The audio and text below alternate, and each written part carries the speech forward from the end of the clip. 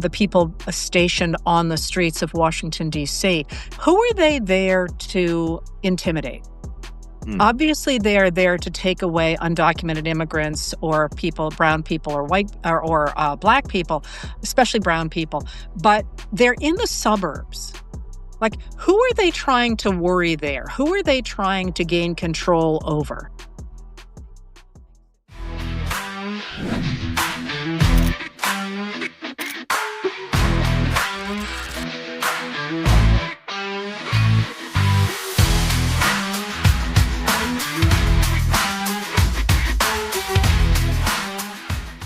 What we have discovered is that the Supreme Court will take up Trump's attempt to end birthright citizenship. Curious how that goes, even though it's in the Constitution. But I'm taking bets. Will it be 6-3, 7-2, 5-4? And this is me being the optimist, Heather, to protect birthright citizenship. It should be 9-0, but let's see.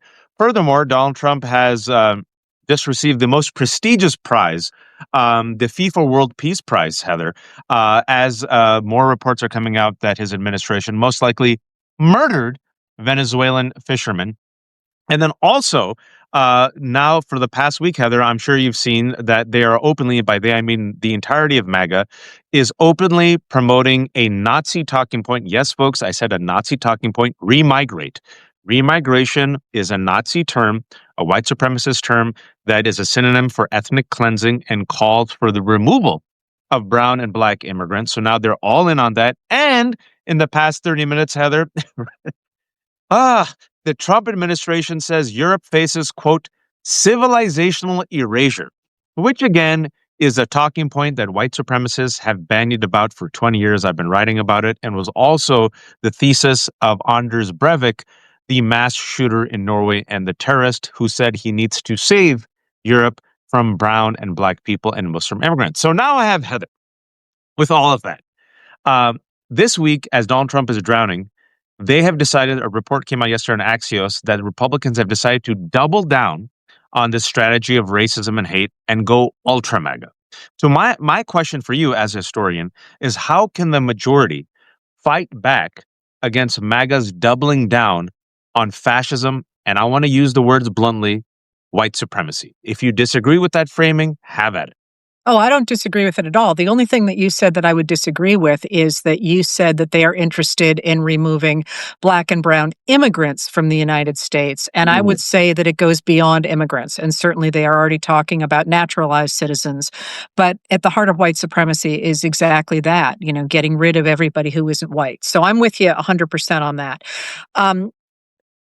You asked how we can fight back against that. But one of the things before we get into that is a recognition that this really is a rejection of what the United States of America has always been. It has always been multicultural. That doesn't mean that that women, that people of color, that Black Americans had the same rights as white Americans, but we have always been a country of a wide range of people. From the first time Europeans began to set foot in North America, one of the things I always like to point out is that the first two people of non-indigenous extraction, apparently, to step onto the North American continent, one was Catholic and one was Muslim. So this idea that somehow, Muslims arrived a minute and a half ago is just completely wrong. So it's important to remember that what they are trying to do is not to get us back to some fantasy world in which the United States of America was white, but rather to create a new world that explicitly gives domination to this very small group of people. And what's interesting about that is a strand that runs through our history. I mean, that is absolutely the language and the ideology of the elite Southern enslavers in the 1840s and the 1850s. To some degree, to a large degree, it is those people who supported the robber barons in the late 19th century. It is certainly the 1920s. That is part of our history in the United States of America. But it's not the only history we have. We also have a history of people who tried to look at a society made up of the people who lived in it and figure out a way for everybody to live together and to figure out ways to expand that democracy. And in our history, it has been that one that has always managed to overcome the others. So when I think about this moment and what you're pointing to, we are definitely still fighting these two strands of American history. But in the shorter term, what's interesting to me is why does this political party, which is clearly losing momentum and losing followers, why are they deciding that their future is basically a dead end? Because, look at Africa. It's a young continent. It's a continent where, I forget what the date is, but pretty soon 1 out of every 4 people living on this globe will be on the continent of Africa. What are you going to do? Say, never mind? I mean, it's just not a strategy that works.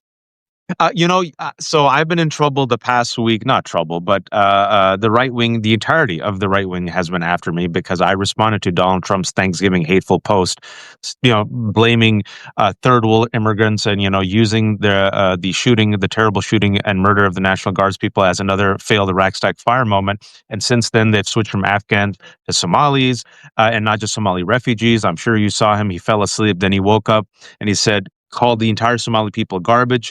And as this has been happening, folks, they've gone all in. The strategy yesterday, as revealed by Axios, was doubling down on ultra MAGA, which is, I'm not going to mince words, a Nazi strategy. And I'm not using the word Nazi. Laura Loomer, a Trumper, said that the GOP has a Nazi problem. I want to remind people that the Coast Guard just recently tried its best to make the noose and the Confederate flag and the swastika to not be symbols of hate. We already forgot that, but the pushback was so extreme that fine, fine, fine.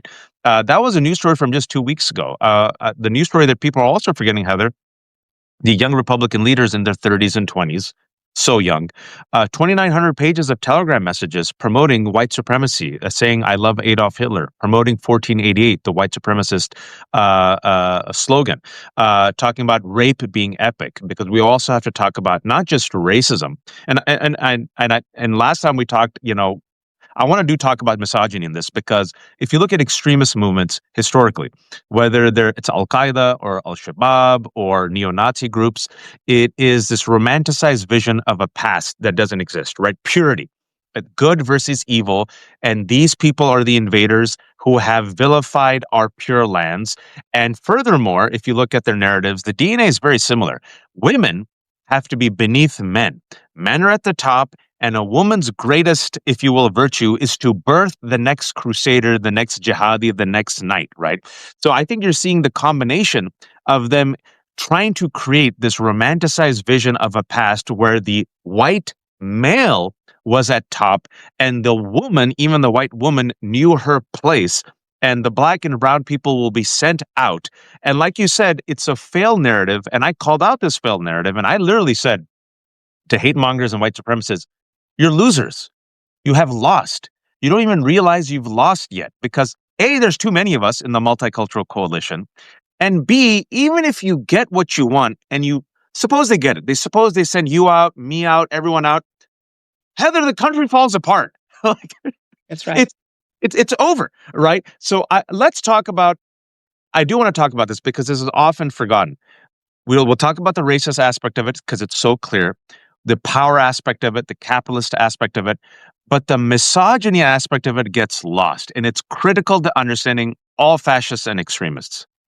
I think that's right. And I think you see it all around us in a lot of different ways. But I'm going to skirt a little bit sideways off of that to remind people that when you see ICE attacks in Chicago, for example, or the people stationed on the streets of Washington, D.C., who are they there to intimidate? Obviously, they are there to take away undocumented immigrants or people, brown people or white or black people, especially brown people.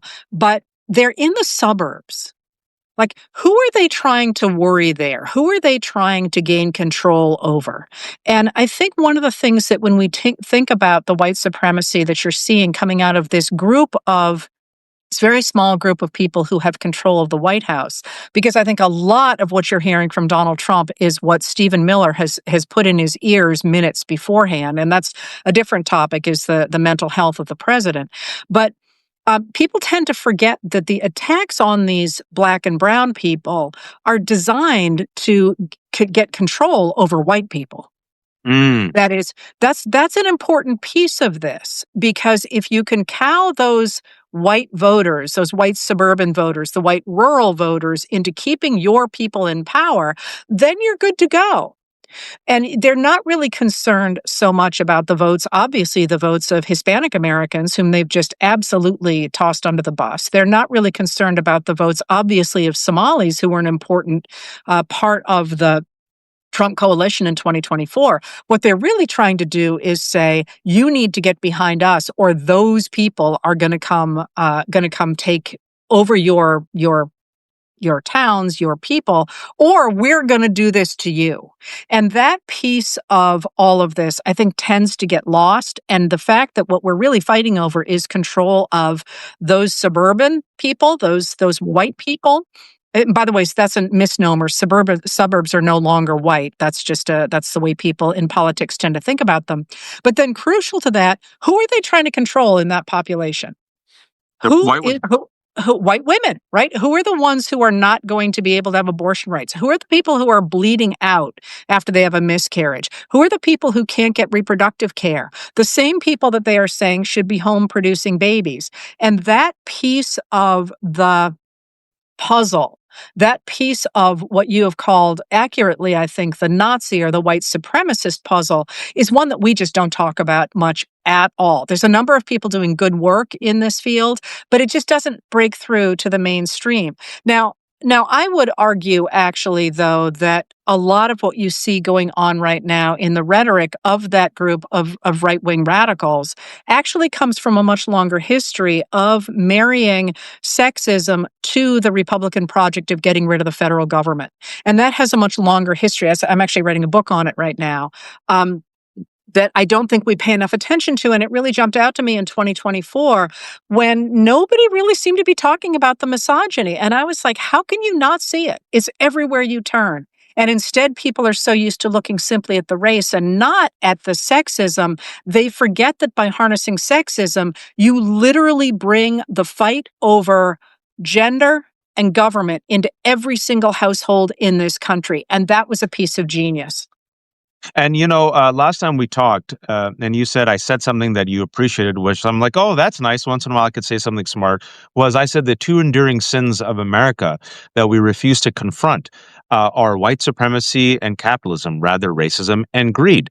And another aspect of it, which you just added, that I think we need to talk about, and I need to add to it, is the three enduring sins of America are actually white supremacy, misogyny, and greed. And the end result, and I think he's as American as apple pie, I know people might not like hearing this, is Donald Trump. He is as American as apple pie to me, as American as apple pie and slavery and capitalism is Donald Trump. To me, he's the end result of unchecked misogyny, unchecked avarice, unchecked vulgarian appetites, and unchecked racism. And he is, a face of America. You have the Statue of Liberty, and then you also had welcoming people, and then you also have the KKK.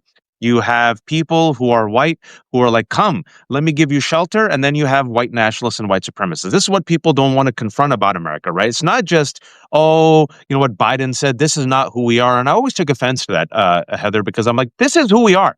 This is also who we are. There are neighbors and kind people and folks who create community, and they're part of the multicultural coalition. And they're children of Irish immigrants and Italian immigrants. And they remember what their grandparents went through, because the Irish weren't considered white. That's right. Nor were the Italians. Yeah, and everything they're saying about Somalis and Muslims, folks, go read your history, is exactly what they said about Italians and Irish. Ben Franklin hated the Germans, right? But you've also had this nativism, this cruelty, this meanness, and it all comes together with misogyny, capitalism, unfettered capitalism, and racism.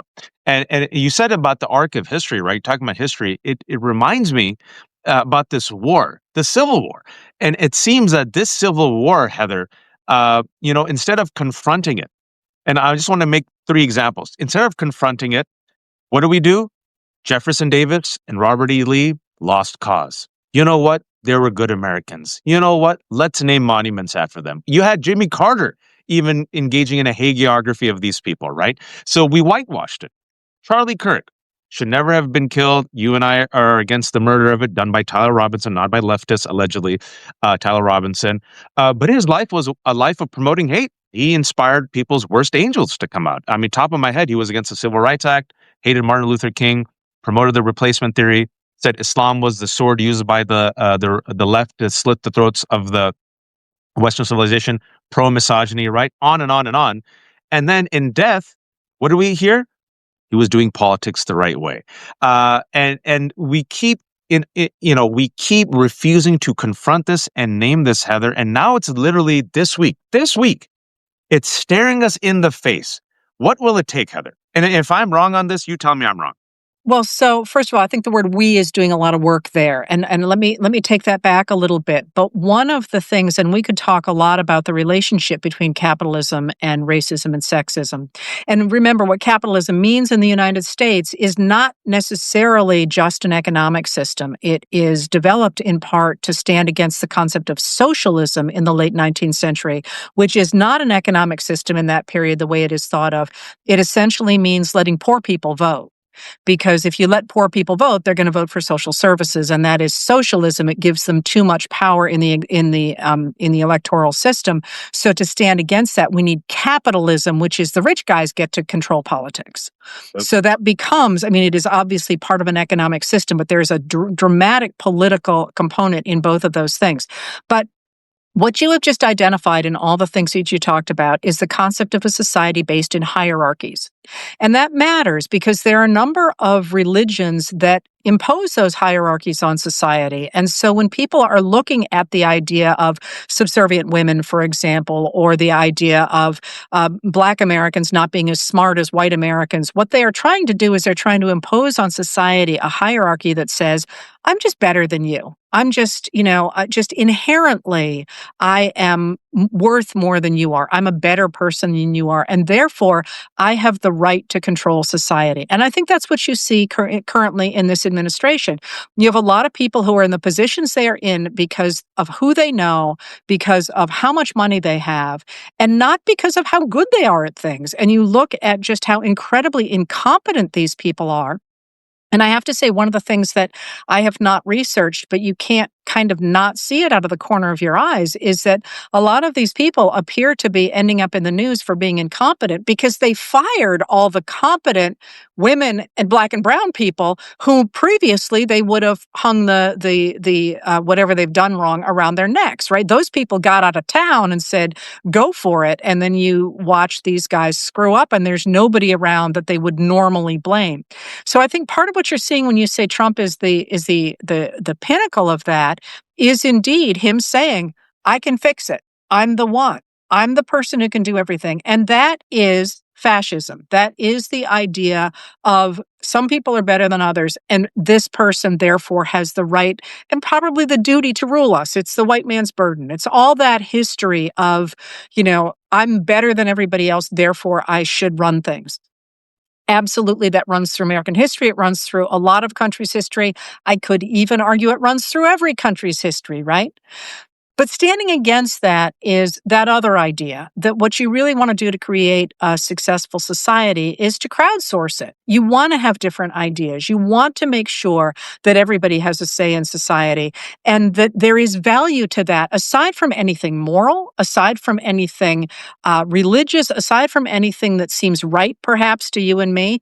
Societies work better with more ideas. That's the whole concept of the Enlightenment, which, by the way, has its own problems, of course.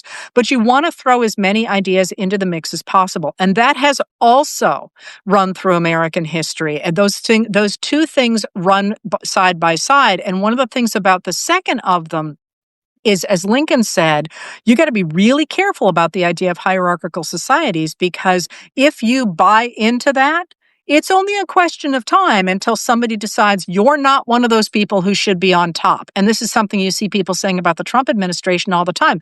Do you really think he's not going to throw you under the bus too? He's going to decide you're no good. Whereas if you have a society where you say everybody has the right to be treated equally before the law and has the right to be have equal access to resources and to have a say in their government, you don't have to worry about that. You all have the ability to sort of be interchangeable and to have a say in society. So those two things, I think, are both part of our DNA. But in this particular moment, which I keep pushing you toward and you keep backing away from, is we're in this weird political moment in which you have a very small group of people who are in charge of the executive branch. And I'm going to throw the Supreme Court in that too, not the entire judicial branch, but the Supreme Court. And they are doing all they can to make that hierarchy real. To say we're going to get rid of Black people, we're going to get rid of brown people, we're going to put women back in the home, we're going to make sure that people like the Kushners and the Trumps and the Witkoffs. The Witkoffs, I was reaching for him. They're the ones who are going to control not only the United States but also the world. And we could actually talk about Venezuela and Colombia and places like that in this conversation as well. But what's interesting is, in this moment, as you say, the doubling down on the idea of white supremacy, on the idea of basically Nazi behavior and language, on the idea of the replacement theory, on the idea of remigration, it's not popular. Like, Americans don't like that. The majority of Americans don't like that. Certainly some of them love it.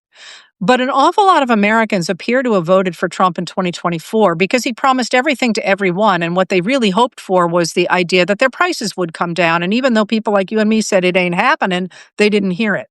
So why and how? First of all, why would you decide this is your only way forward, is to embrace this white nationalism that is unpopular in a democracy? Maybe you're a true believer. I think somebody like Stephen Miller is a true believer. Why would you decide to do that, first of all? And second of all, how are you going to put it in place? And third of all, are you going to get the vast majority of Americans who hate this to say, oh yeah, okay, I'll go along with this, especially at the same time when you have the economy doing a freaking nosedive? And I look at all this together and I think, first of all, you started with, why should we have hope? I don't see this working. I mean, the only way you can make this happen is you have to get rid of elections, which of course they're trying to do in many different ways, and you have to be willing to turn the military against the American people, which again, we've seen signs they're willing to do. But there are 341 million people in this country. There aren't enough military people that are willing to do that to make that happen, I don't think. So I don't know. To me, I tend to turn stuff into an intellectual problem a lot of the times. And this is certainly an ideological fight, but I'm narrowing it down more and more and more to this political problem and thinking the Republicans are looking at a leader whose brain is tapioca and visibly can't function. They are therefore looking to be led by who? By whom, right? Ted Cruz? Stephen Miller? Russell Vought? I look at this and I see this as a political problem, and I do not see a successful endgame for that group of radicals. What you can see is that they're going to do a hell of a lot of damage before they are unsuccessful. But that then puts the burden on us, those of us who don't want that world, to say, what's next? How do we get out of this moment, and how do we build something better on the other side? And I will tell you, my big thing is we gotta root this out. We are still going back to the fact that, as you identified, the Confederates walked. That's right. And Richard Nixon never went to trial. And Nope. that simply completely negates the whole concept of being equal before the law. And that's what we're going to have to stand on. My response to that is, I believe we're witnessing the death rattle of white supremacy that has turned into a global death march. I think they're playing for all the marbles. I think they realize with the demographics, with multiculturalism, which includes white people, folks, that they're losing. I think deep down they know they have a loser's narrative. I think deep down they know they can't compete, which is why you have Pete Hegseth and Kash Patel and the world's literally most incompetent, reckless people in positions of power. Where they're literally this administration, Heather, has gotten rid of women and people of color. Right? They fail up in life through cheating because that's the only way they can get their medals. Their FIFA peace medals, right? And they realize, and this has been my fear, and I think history kind of proves this. There's that great book by Jonathan Metzl that I know you've read called "Dying of Whiteness," where he was trying to figure out why so many of his, fellow neighbors in the South were literally voting to kill themselves, right? Like voting against Obamacare, voting against, paid family leave. And, the book's called "Dying of Whiteness," and he used an analogy that I ended up using also just independently, which was if given a choice between sharing a large house with you and me or burning down the house, they will elect to burn down the village. And I think this is what we're witnessing right now in America. They are choosing to burn it all down. I cannot fathom a woman, Heather, telling me that she's my equal. Who's this brown Muslim? Oh, they've been so mad at me, Heather, because I'm a brown man and a Muslim. They've told me to go back to India. My family's from Pakistan. They're, they're like, Sorry. go back to India. They're like, go back to India. I don't get, people are like, wow, do you get angry? Do you get pissed? My friends were like so concerned. My family members are so concerned. I'm like, no, I'm fine. Like I drink my chai like Bugs Bunny. You have to have tough skin. But I'm like, can you at least get the country right? But I digress. Jen Welsh, a white woman from the South, from the suburbs. I think the reason, going back to your point, why they really hate her is because she's the target demographic they're supposed to control. And how dare this white mom? I have 800 kids in the background. Sorry. Why? How dare this white mom from the suburbs doesn't follow our lead? And there's this quote that has always stuck with me, and I want to give it to you to talk about how maybe we can deprogram so many Americans who fall into it. Right? This quote from Lyndon B. Johnson has always stuck with me because we saw an attempt in the '60s to try to undo some of the sins of the Civil War, and we had the Civil Rights Act, the Civil Rights Movement, and now we're seeing. Fast forward only been 60 years, they're trying to undo that movement. They're trying to take us back to pre-Brown versus Board of Education. Lyndon B. Johnson was from the South, and he said this: if you can convince the lowest white man he is better than the best colored man, he won't notice you're picking his pocket. Hell, give him something to look down on, and he'll empty his pockets for you. That was a comment he made to Bill Moyers, the late great Bill Moyers. Rest in peace, Bill Moyers, who was fantastic. Great man. So that brings up actually something else, Waj, that I wrote down in my notes here when you were talking and didn't pick up. And that is, one of the things that you and I do and that I think is important here is a narrative. And one of the things that people like you and me who believe in equality and equality before the law and having a say in your government, that we really did not, drop the ball on was pushing the idea that it matters to have everybody involved in a society and permitted that narrative of hierarchy, that narrative of white supremacy, really to control a lot of people who then voted against their interests as you and I would see them, because that's what they heard. They heard that their lives sucked because a black woman in Chicago was taking all the federal money. And when you talked earlier about the fact that the radical right is doubling down on the Nazi stuff and the replacement theory and all that, one of the things, when I wrote to you early and said I have ideas, one of the things that is in the mix now that was always in the past but is on steroids now is the role of social media and the role of the fact that a lot of people are playing edgelords on social media. And what studies have shown is that what that tends to do on the right is to push people further and further and further and further into this right sort of la-la land that really, if you were operating in a normal group of people, simply wouldn't be acceptable. And they kind of one-up each other. And so if you look at that young Republican set of messaging chats, as you mentioned, they were appalling. Yeah. But it did look as if they were trying to one-up each other. Everybody was trying to be just a little bit worse. And so, if you think about the idea of the radical right in the Republicans, because there are some Republicans who still vote R because that's what their parents did. If you look at those people who are MAGA, who do believe that, they are people who are getting getting pushed that direction in part because that's what gets you clicks. That's what gets you attention. That's what, if you look at a lawmaker doubling down on that, that's how they're going to get on the far right podcast channels. They're not going to get there by saying, we really need to fix potholes.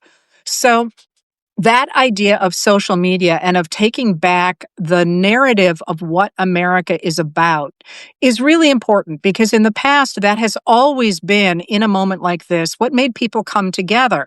And when you think about the idea of the kinds of divisions that you were talking about, you're using quite large pronouns there, but you did point out that in the 1840s, Irish Americans were not considered white.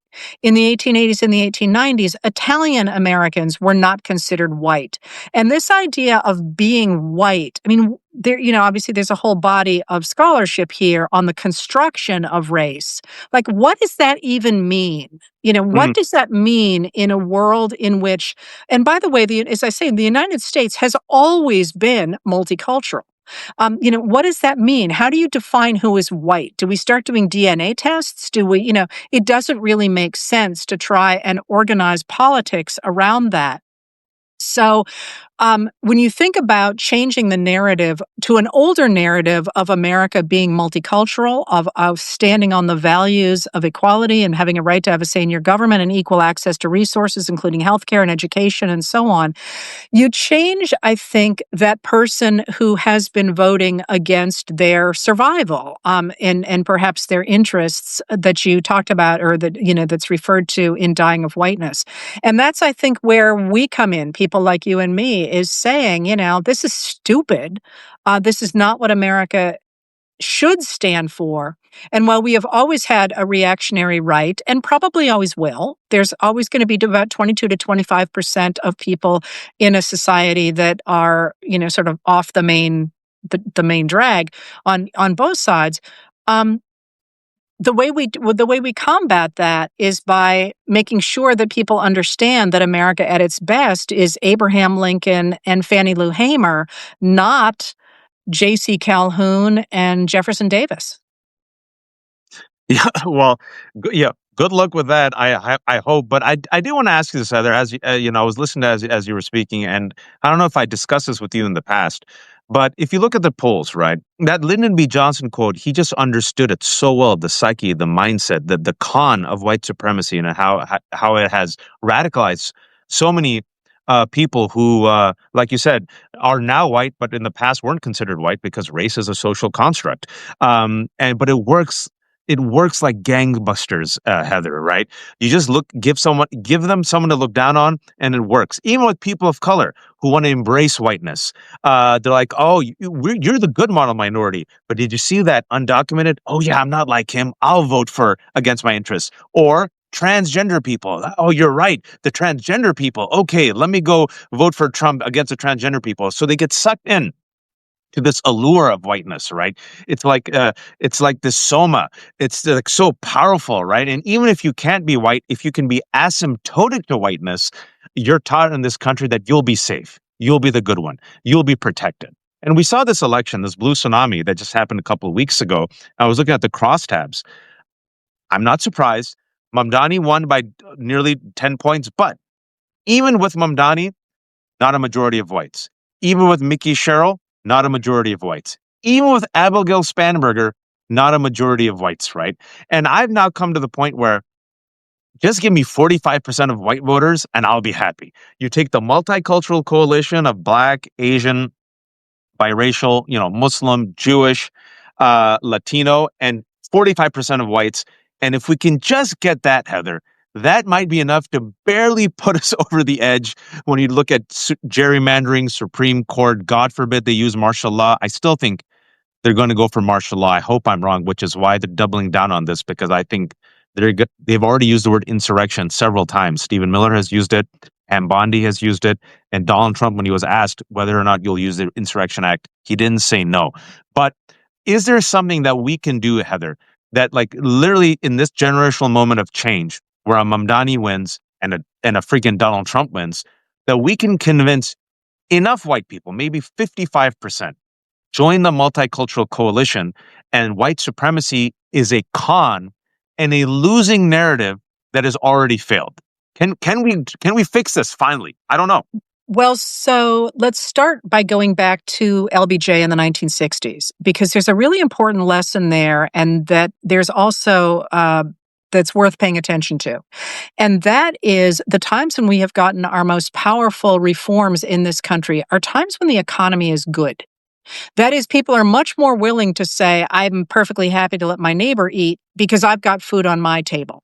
And that's been a really important piece of the ratcheting up of the white supremacy in this moment, is more than 40 years in which money was going to the very top. So people like me, and I'm always about following the money. People like me say what we have to start with is making sure that the economy is fair. That's not socialism. That's not communism. That's, if you will, pure capitalism. You should get rewarded for what you do, and you shouldn't get loopholes because you're rich, which is the way the system works now.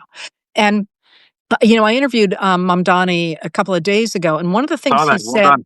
yeah, he's great. But one of the things he said that blew me away is, and I will be honest, I have been a little bit skeptical about, he talks well, but, talk is cheap. And I was interested to hear what he would say about putting his policies into action, because that's a different skill set than being inspirational. And when he said, Heather, a lot of these laws are already on the books. We just have to enforce them.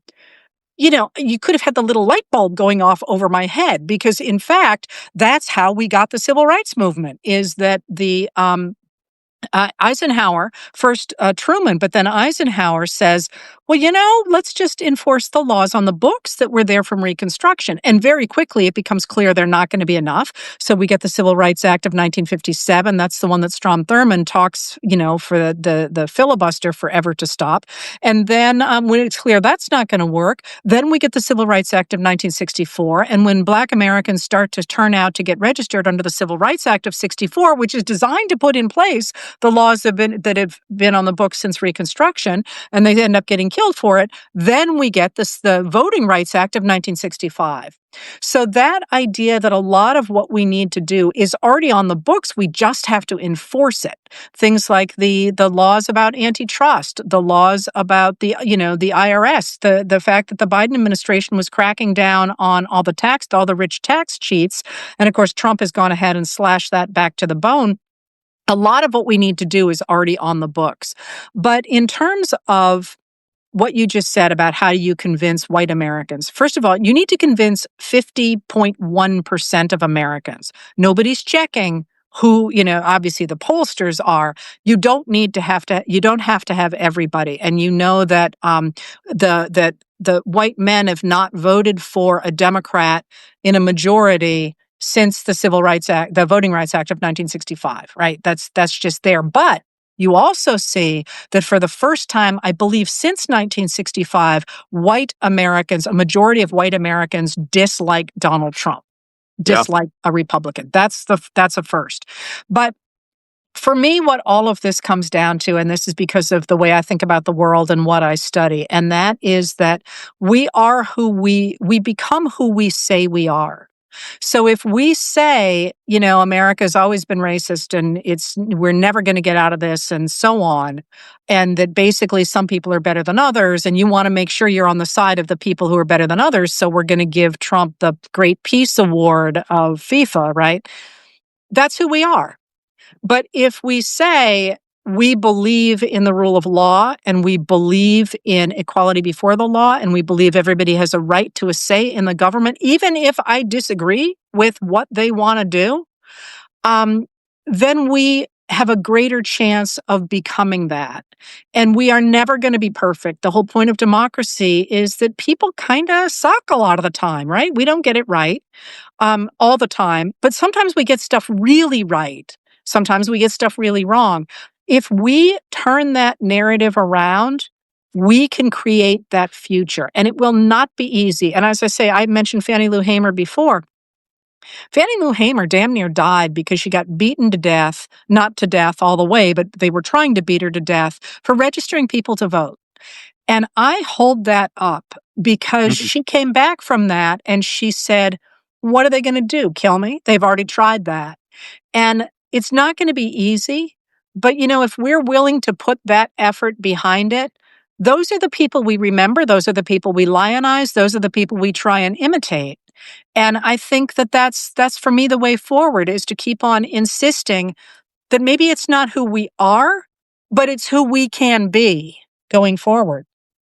You know, my response to that would be, I believe that you and me, and writers in particular, because that's how I started as a writer, started writing a play and short stories, published the play, is that we're in the inshallah business. And what do I mean by that? The inshallah means God willing or God wills it. Our job is to imagine the future. Our job is to create the mental blueprint. And then it's the others, and perhaps some of us, who then build the architecture and the pathway towards it, right? But we have to first and foremost imagine it.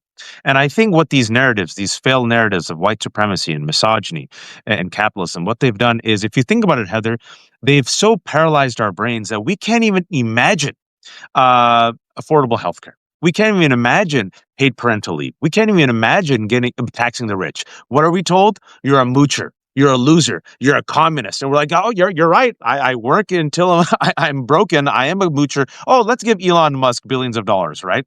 And I think once you imagine a better story and a better narrative, and you stand 10 toes down on it, like Mamdani and others did, then people go, oh yeah, I do pay taxes. Why shouldn't I have free buses? Oh yeah. Why are the 1% getting everything and I'm working 2 jobs to stay broke? Oh yeah, I saw in a movie where there was a black president. Danny Glover was president. Morgan Freeman was president. And I do think people laugh at this, but the imagination aspect of this, the hopeful aspect of this, the narrative aspect of this, of thinking of a better way forward, and like really seeding that, makes people think, why not me? Why can't I be the mayor of New York, right? And I think what Mamdani did is and what Obama did is they were in the inshallah business. And like you said, they led with class in the sense of affordability, right? And Obama, if it wasn't for the 2008 economic crisis, I'm convinced he'd never become president. But coming from the ashes of that, he imagined hope and change. Mamdani makes it more particular: affordability against the oligarchy. And what he does is he doesn't throw anyone under the bus: the immigrants, the blacks, the trans, the women. He goes affordability for everyone. And I want to ask you about this. I think the reason why Mamdani and Obama were generational leaders in their moments, and Democrats that actually were able to break through, is it wasn't just class, Heather. I think it was class and race. And the reason for it is they could not escape the race aspect of it. They could not escape confronting white supremacy, because Mamdani is a brown man who's a Muslim and it was used against him, and Obama's a black man. So they had to combine race and class and create that narrative that said America is America for everyone: black, brown, women, laborers, immigrants. And I think Mamdani has taken it farther than what I think Obama made a mistake, bailing out, what do they say? Too big to fail. And I think we're at this generational moment now where people are like, these establishments, these institutions, they have failed us. I want reform, affordability, and I don't want to throw anyone under the bus. I think Mamdani showed you and showed Democrats, you don't have to be Republican light on immigrants. You don't have to be Republican light on Muslims. You don't have to be Republican light on black people. You don't have to throw anyone under the bus. You can go against the oligarchy, and you can give people an imagination of a hope of a better future where they too can actually, live and retire and have a better life. Your take on that? So what you said is really interesting, because one of the key things that happened during Reconstruction, and there were roots in it before that, was that the former Confederates managed to marry race to class. They said, we don't mind, having black people vote. We just don't want poor people to vote. And it was on that the making race and class the same thing that has become so extraordinarily powerful in the United States since Brown versus Board of Education in 1954. The idea that you can turn that on its head and say, indeed, race and class are the same thing. I've never heard anybody articulate it that well, and I really love that. So yes, I think that is possible. I think that is part of what's going on. I do think there are other reasons for the timing of both of them, and I'm not ready to call Mamdani a transformational figure yet. He's just starting out. We have no idea where that's going to go, and that's not a slur on him. That's just we don't know. But that being said, You said something before that may be of interest to you from my perspective. I'm 63 years old. How old are you? I'm 45. Good for you. You look. I thought Okay. you were my age. Well done, Heather. Oh no, I'm It's a that Maine. It's thank that Maine water. thank you, but I mention that because I was born in 1962, right? Mm. So think the Beatles. One of the first things I remember is my mother singing "I Want to Hold Your Hand" to me, and me being pissed off because I was 3 or something, and I didn't want to hold her hand, right? So I came into my teen years right when we were getting Title IX, and right when I remember when girls were allowed to wear pants to school for the first time. And I remember the protest of the beauty pageant, the Miss USA beauty pageant. And I remember Gloria Steinem, and I remember Ms. Magazine, and I remember the National Organization of Women. And I remember the idea, and when we were kids, of course, you have kids, we had sleepovers and so on.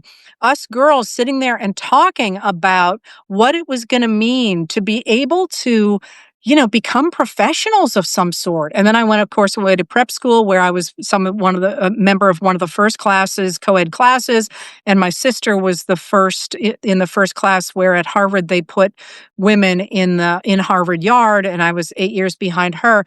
We grew up with hope, with the idea that we had these opportunities. Roe v. Wade, 1973. I remember that. I remember that literature. And even in Maine, even in rural Maine, this is what we were talking about. And that sense that you can do whatever you want is one that has been slipping away since the 1980s.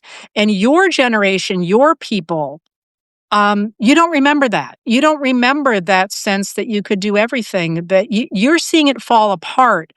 I think one of the reasons you're seeing so many older people, especially older women, pushing back against this administration is we remember I mean, it sounds stupid, but the idea that you could wear pants to school, that nowadays people are going to be like, "Oh, come on, I can't imagine." No, it was really cold in January in Maine wearing a dress to school because you had to wear dresses to school until we got that change in the late 1970s. So that reclaiming that hope, that sense that you can do anything, that's something my generation remembers, and we see that your generation doesn't have it, and we want it back for you. And that idea that we can have hope and we can build something better, we remember when we had something better. And we Yeah. want that for the next generations to come as well. And that, I think, is going to be really important to kindle in people because we don't have to live this way. One of my big issues is gun safety. I grew up with guns everywhere. I grew up, with everybody hunting and all that. That's really different than where we are now, where your generation and people younger than you have had to deal with these mass shootings in schools. That's bonkers. That is crazy. We should not have to live that way, and we don't have to live that way if we come together and say, this is not what America stands for, it's not what America should stand for, and we're not going to permit people to force it down our throats any longer. And that, it feels like that's part of why this is such a transitional moment, is because we're seeing that world all fall apart, and people like me, the older generation, and people like you and those younger saying, hey, it's a democracy. We don't have to live like this. We want to go back to a period when, a 9-year-old girl in nowhere, Maine could say, hey, maybe I'll go to college.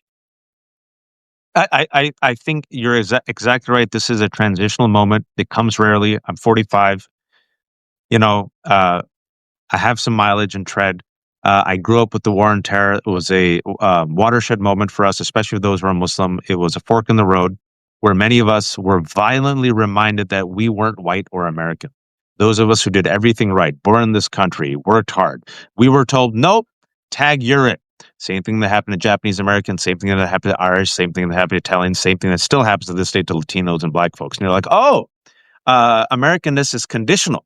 Oh, for the rest of us, it can be lost just like that. You have to always fight for it, and you have to fight for everyone because the face-eating leopards enjoy eating everyone's faces.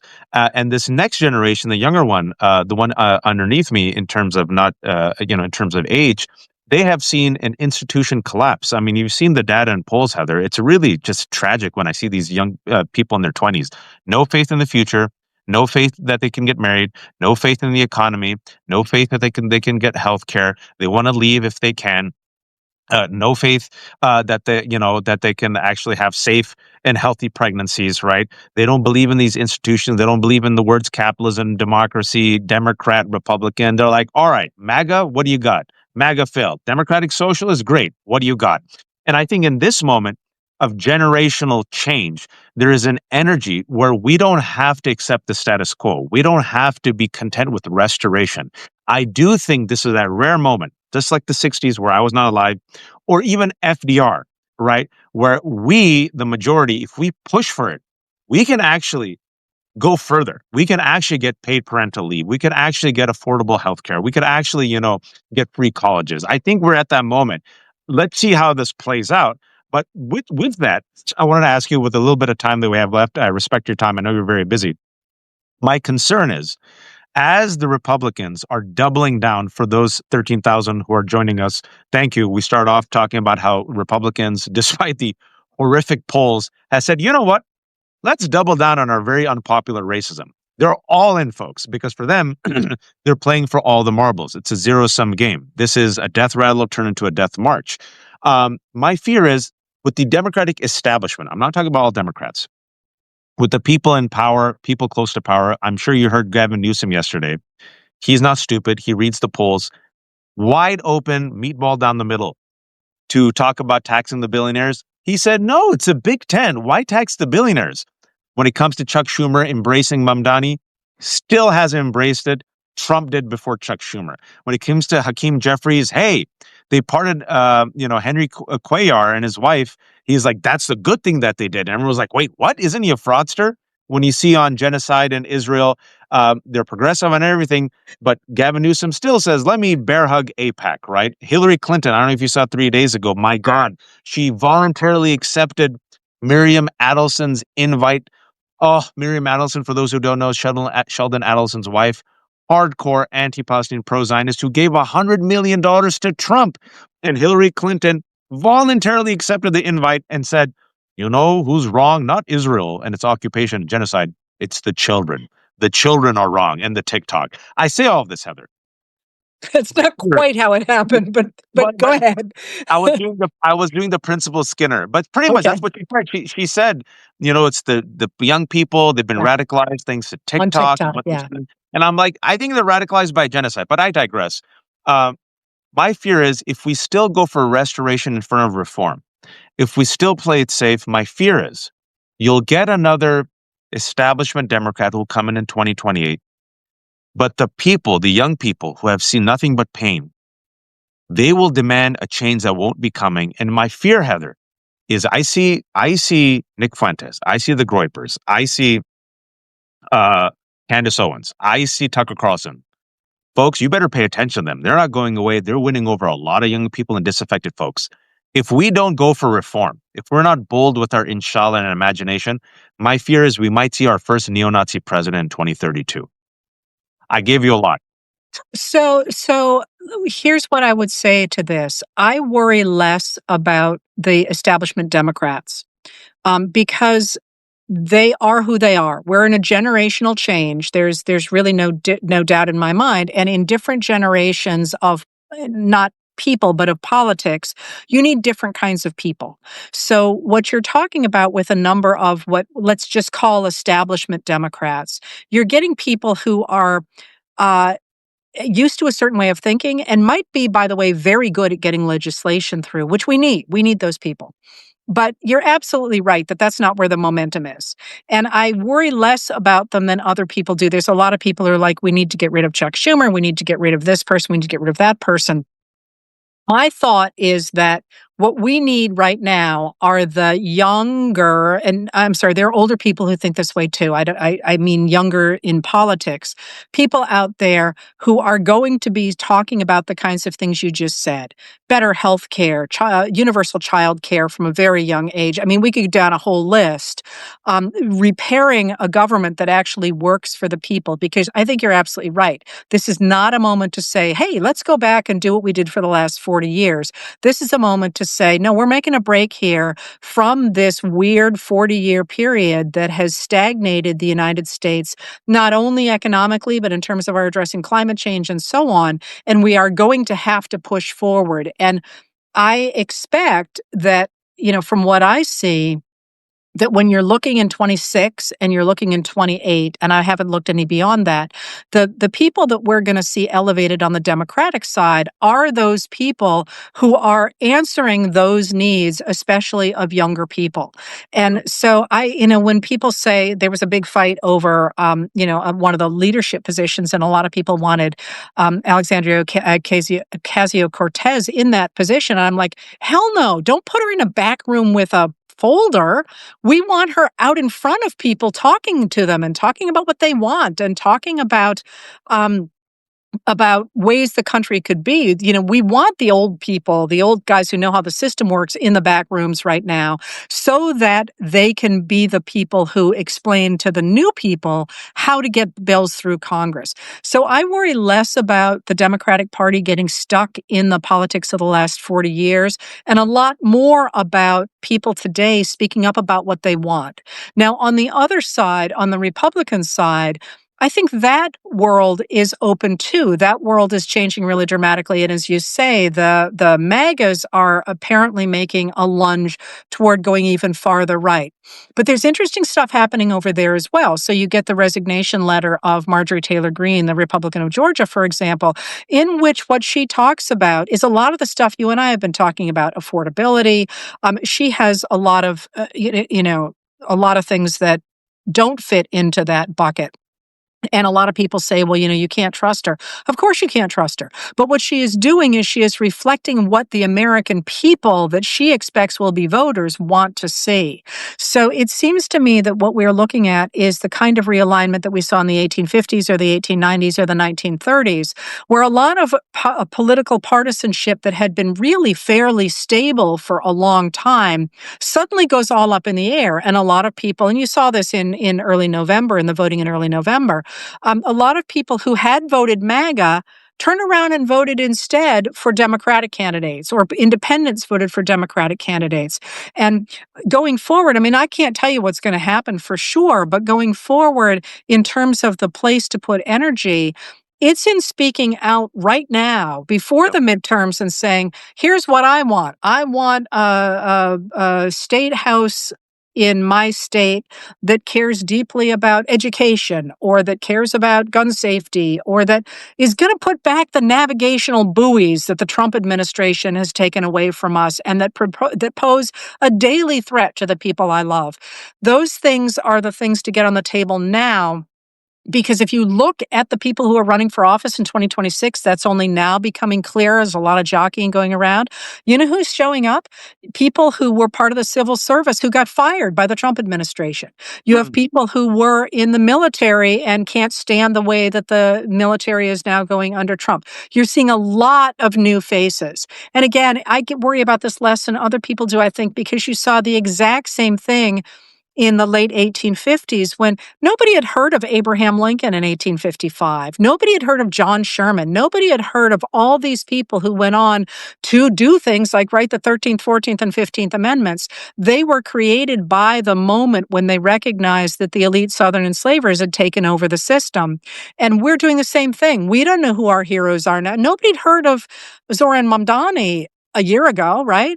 So we're going to get all these new people doing new things, and our children and grandchildren will look back on this moment and say, oh yeah, right. That's the era when we got the equivalent of Theodore Roosevelt. Again, somebody who was invisible before he became a leader. So yeah, we could end up 100%. We could end up with a dictatorial fascist state in this, or a dictatorship in this country, or we could end up with the kind of world that we must build in order to survive climate change. I mean, above everything else, we've got to deal with that. Either we're going to die by suicide, as Lincoln said, or we're going to rebuild the country. And you and I think, are both looking at hope and hope to rebuild. I have 3 kids. I cannot afford to be a cynical or a nihilist or apathetic. It's cheap and lazy. My children deserve, and that generation deserves better from us. And I believe I'm speaking for myself as a father now, as a person who's middle aged with less years ahead of me than behind me. That my job that I've voluntarily taken is to ensure that I can do whatever I can within my limited powers to help that next generation have a better life, have a better future. If that means I made mistakes, then I'm the janitor. I clean it up. If that means I have to sacrifice myself like Hodor from Game of Thrones so they have enough time to run, then I'm Hodor. But maybe, as I've said before, Heather, if we're lucky, and I like to think proactively, maybe if we're lucky, we can become gardeners and we can plant the seeds. And if we're really lucky, then maybe we live long enough that we enjoy the shade and the fruit with our children and the next generation. So that's what I fight for, and that's what I do.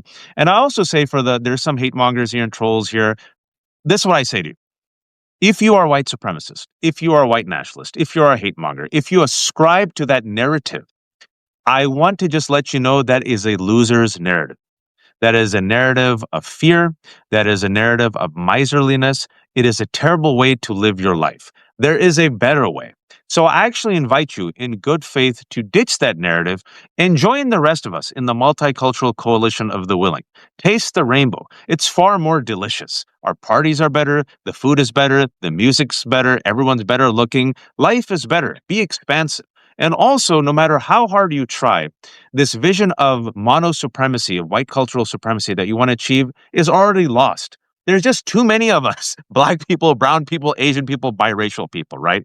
And I also want to say, Heather, because women, yeah, Women. women, seniors, elders, and there's seniors and elders at the No Kings rally. I've noticed that a lot of old white men and women, and like you mentioned, it's because at this stage of their life, they're like, damn it, I'll be damned if I marched for my rights and I'm going to see these mother effers take it away, right? So I see you also, seniors.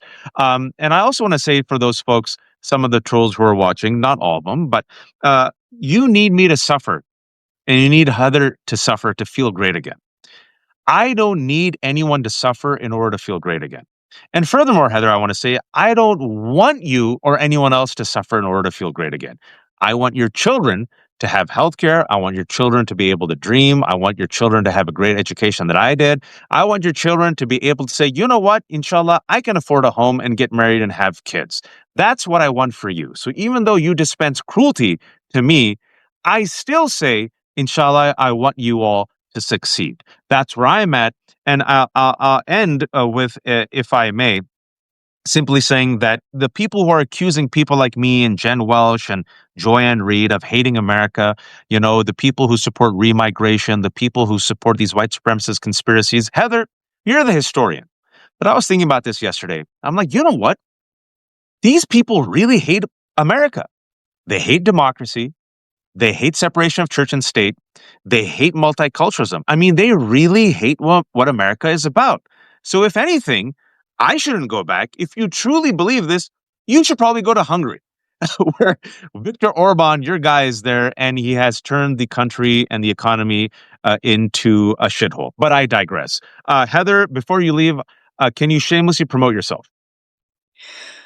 Well, not really. I write a letter every night that covers the history of the country as it applies to modern politics or the other way around. And I guess the things people probably don't know is that I now have a YouTube channel where I post. Oh, I did not know that.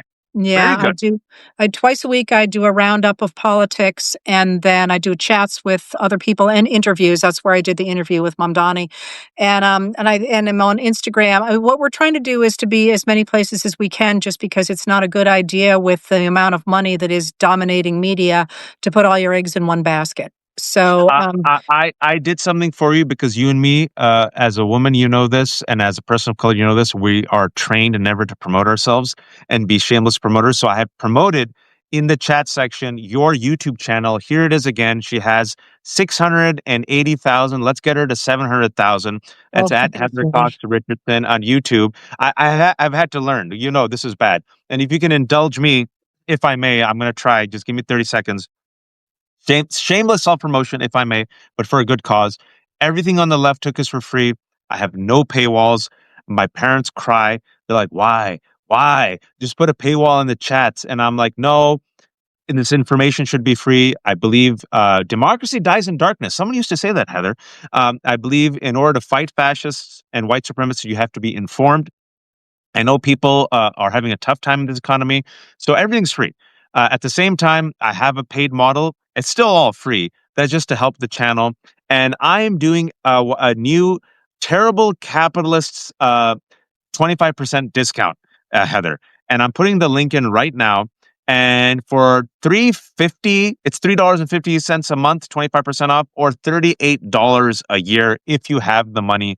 I have 800 kids. Maybe I can feed one of them. And if I may, Heather, I've never taken any partners, but Ground News reached out to me, and I didn't know anything about them. And Ground News also supports allies like Jen Welsh at IHIP, Qasim Rashid, Jess Craven. And after I spent 2 weeks researching them, it's started by a woman, a NASA scientist, and it's a one-stop shop, groundnews.com. It's an aggregator of all the world news in one location. But the reason why I decided to partner with them is they also audit the news. So they tell you about each news service, whether it leans left or right, who owns that news service, and how factual it is. And what it also does, it does something called blind spot. So you get to see literally in real time what the right wing is covering versus what everyone else is covering as well. And I hope you don't mind that I'm offering this. I don't get any money off this, but this is a 40% off of Ground News. It's Ground News. I just put it up right now, groundnews.com/hook. So anyone who's a Heather Cox Richardson subscriber or a Left Hook subscriber, go there, check it out. I don't get any money from it. And let me know what you think. I thought they were a very, very solid resource helping a lot of people, and they support a lot of good people fighting for democracy. So they're my first partner that I've actually brought on, and I just shared with you all the link. Folks, be kind, be informed. Buy Heather's book, subscribe to her YouTube channel, get her to 700,000, and also give her a little bit of time to work on her latest book, which actually talks about the role of misogyny, which is part and parcel of the white supremacist project of America. When will you get time to write this book, Heather? Well, you and I should text back and forth, because you and I are both supposed to be writing, right? It's supposed to be done by February, but the administration won't slow down. Yeah, you and me, I'll text you and you text me every 2 weeks. We'll be on each other. I was supposed to turn in my prospectus. I didn't realize there's 15,000 people watching. Thank you all. For those who tuned in late, we're going to have this conversation up on my Substack and Heather's Substack later. And I hope it gives you some hope. And Heather is here to connect the dots of history. And for you not to give in to cynicism and despair, and to still believe in the inshallah that can come. And I will end on this, folks. Everyone who thought Donald Trump was inevitable, 36% approval rating. People are fleeing. The Latino voters for Trump have gone back to 2016 numbers. Young people, first election, they said, oh my God, you lied to us. He is dying before our eyes, scandal after scandal. He can't escape Epstein. He can't escape the economy. I don't think, Heather, they can escape what they did in Venezuela. I think this scandal is going to bring out a lot of armed forces, leaks from the military, Kash Patel, leaks from the FBI. Folks, this is the moment. This is the moment. Get energized, stand up to the bully. Everyone has a role. Run for office, run for school board, run for city council, help each other out, be informed, elevate your teachers, elevate your doctors, elevate people of color, Somali Americans, Muslim Americans, Afghan Americans, women. Protect them. They're going after them. Protect them, folks. Stand up for them. Especially if you have the white complexion, if I may say this. The white complexion is a superpower in America. Really use that white skin for good right now. We need you and our allies. And we're all in this together. I hope people finally realize we're all in this together. Fascists come for everyone. So it's up to all of us to fight back. Heather, thank you so much. Thank you for taking the time. I know you're so busy. I always love it when we speak. It takes me every time I get Heather, it's like, oh, she said yes because she's so busy. So every 3 months I get her, which means if I'm lucky, I'll get to talk to her in 2026. But I hope when I text you, you say, "No, Waj, I'm writing my book." Well, Waj, it's always a pleasure. And at the very least, let's regroup in the new year. In the new year, inshallah. Everyone, take care. Happy holidays. Thank you, Heather. Take care.